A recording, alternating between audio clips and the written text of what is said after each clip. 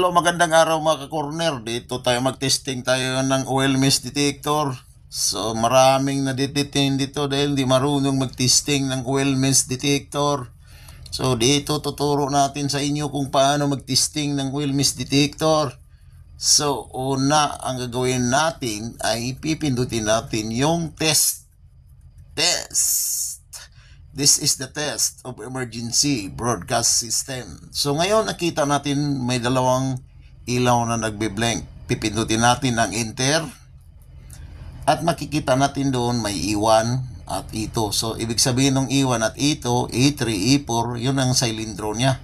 So pipili lang tayo doon sa number 1, enter. Tapos makikita natin ngayon yung graduation niya, yung calibration. So kailangan babaan natin yung sa taas at itatapat natin doon sa lower setting niya, yung sa setting niya. Ngayon nasa 19, so 9 yung setting.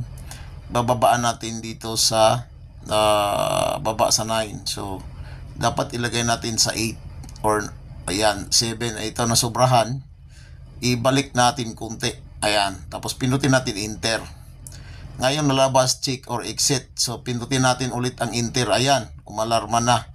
So ganun lang kasimple ang mag-testing ng oil mist detector. So pindutin natin enter para mag-exit na siya.